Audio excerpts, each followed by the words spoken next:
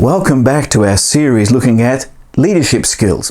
In this standalone module, we're going to explore the area of raising volunteers, or in other words, how to mobilize people to serve in the church. Let's begin. In his metaphor of Christ's many-membered body, Paul wrote that every Christian has a unique role in the function of the body. They each have different gifts with which they can serve in the body. All the members of the body have equal value. There is diversity but equality. A key to see a local church function as fully as it could and should is the equipping and mobilizing of people to do what they are gifted and called to do. This is important not only for what happens in the church, but through the church to the broader community. In different words, equipping and mobilizing people is not just important for ministry in the church, but mission through the church. And according to Ephesians 4 verses 11 to 16, one of the primary roles of church leaders is to equip the people to serve the Lord in and through his body, the church. This process begins with activating people. In this teaching, we'll explore how, in practical terms, we can mobilize people to serve in the multifaceted ministry of a local church. But firstly, before recruiting volunteers. Here are some ideas about what to do before recruiting volunteers. Number one, senior leaders must cultivate a culture of serving. Every church has their own culture, the way things are done. Cultures can change. Leaders initiate and manage the process of change. And here are some ideas for how to foster a culture of serving. Preach and teach on Paul's body metaphor so people understand that each of them has a part to play. Give recognition, affirmation, and appreciation to people who serve. This underlines that you value serving and validate the work of those who faithfully serve. Place value on every role in the church, whether public or private, significant or insignificant, visible or invisible, high profile or low profile. This emphasizes that serving is important. It also communicates the principle that all gifts are of equal value in the body.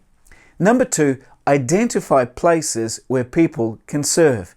Gather all the department leaders to brainstorm a list of all the areas in which people can serve in and through your church. For example, music, intercession, ushering, children's ministry, or evangelism. Compile an exhaustive list. Be specific in what is needed to fulfill the vision. What tasks, roles, or responsibilities need to be filled. This will help you to know what gifts, skills, and passions you're looking for in potential volunteers. This should be done before you launch a drive to recruit people to serve. Number three, appoint a volunteer coordinator. Appoint a leader whose responsibility is to coordinate the placement of people into their respective roles and facilitate their training. This person would liaise with all the department and ministry leaders. Without someone organizing this important role, it won't happen. Number four, prepare pathways in advance for how new people can be integrated and activated. Every ministry department leader, whether youth or kids or ushers, must work out the step-by-step ways in which new people will begin serving in their areas of ministry. And here are some ideas: that there will be a personal welcome by the team leader, the orientation of the ministry, the programs, events, and calendar, orientation of the facilities, where everything is and how it works, meet the rest of the team, appoint a coach to show them what to do, and outline when team meetings are held, and rosters. Number five, develop or find courses to help train people. Before you begin a drive to recruit volunteers, it is vital to develop the tools to equip and train them. And here are some ideas of the basic tools and courses necessary to help activate people in serving. Identify your gift questionnaire. There are numerous versions of this available. People answer questions which help them to identify the gifts that God has given them. Identify your gift course.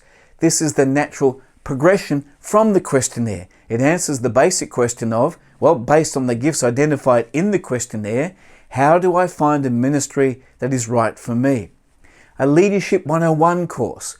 Most churches require that anyone serving in the church in any capacity must go through a basic course on leadership so that they know the fundamentals of what it means to be a Christian leader. This introductory course should also include a session on your church's unique DNA, values, and vision. Specialized training courses. In some areas of ministry, there will need to be further and ongoing training. For example, those working in children's ministry will probably have to complete a child safety briefing. Other examples would be counsellors, youth workers, evangelism, and media. And once these first 5 steps have been implemented, the actual work of recruitment can begin. So let's have a look at how to recruit volunteers. Number 1, all ministry and department leaders must be proactive to look for people to serve. Recruiting volunteers requires a shift of mindset, attitude, as well as pathways and processes. All ministry and department leaders must be constantly looking for people who could potentially serve in their areas of ministry. In their minds, they should be thinking about how to mobilize people for service. And here are some things to look for: character, leadership qualities, even if they're presently undeveloped, skills or passions in a certain area, commitment to the local church, attitude to leaders and others in the church. And if someone has potential, engage them in a conversation. Tell them what you see in them. Find out about their passions and interests. Encourage them to do the gift identification course and refer them to the appropriate ministry or department leader if they respond positively. Number 2, run and identify your gift course. Assuming the ministry department leaders are proactive in looking for people, run a church-wide Identify Your Gift course. This will give profile to the new culture of serving, volunteerism, and also make people aware of a practical way they can explore being involved in the church. Promote it widely. Underline the importance of the course as a first step in finding people's place in the church. Emphasize how important it is to serve if we are to live fruitful and fulfilled Christian lives. Ensure all ministry and department leaders mentioned it in their own meetings, and mention the questionnaire, which helps people to identify how God has gifted them. Number 3, the volunteer coordinator or a delegate collates the results of the questionnaires. After the course has been run, the volunteer coordinator, in conjunction with the department leaders, would match people's gifts with places to serve. Now, in the previous section, we noted that the ministry or department leaders had drawn up a list of opportunities and places where people can serve. And without a designated leader, it won't happen as effectively or as quickly. The names would then be distributed to the relevant ministry department leader for follow-up. Number 4, ministry or department leaders personally contact the person to invite them to serve. As a follow-through to information passed on by the volunteer coordinator, the ministry department leader would make personal contact with the person whose gift matches their area of ministry. The purpose of the contact is to explore whether they would consider serving in the relevant ministry. And here are some ideas for what to include in the conversation. This is what we do in our ministry. This is our vision. We need people to help us. Ask about how they see their gifts and passions. Ask them where they could see themselves serving. And then say, we would love to have someone like with your gifts and passions to serve with us. Would you please consider helping and serving with us? Number 5, implement the integration process. Once the person replies affirmatively, they say yes, begin the process of integrating them into the ministry area. That is, with a welcome, orientation, meeting the people, meeting a coach and roster. Number 6, regularly run the Leadership 101 course. Now, by this stage, there should be many people recruited in different areas of ministry. It would be important then to run the Leadership 101 course mentioned previously so that everyone serving in any capacity is on the same page. Number 7, provide ongoing practical training.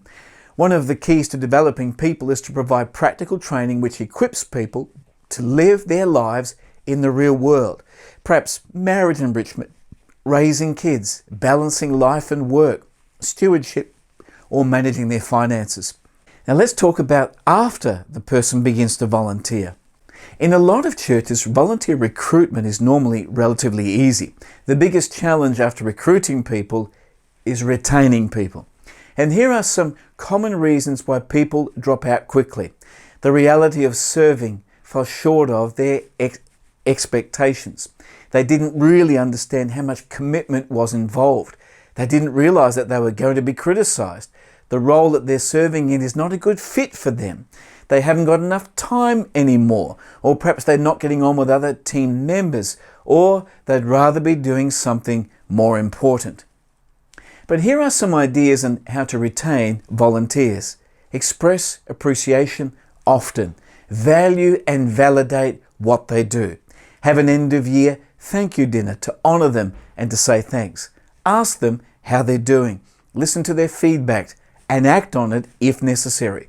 Proactively solve problems and resolve conflicts quickly. Have regular team meetings for communication and ministry. Celebrate successes and milestones. Foster a sense of team. Train and develop people. And I hope that has sparked some ideas about how to mobilise and activate people for service. This is the end of our session today. There are many more modules in this series. I hope to see you again. God bless.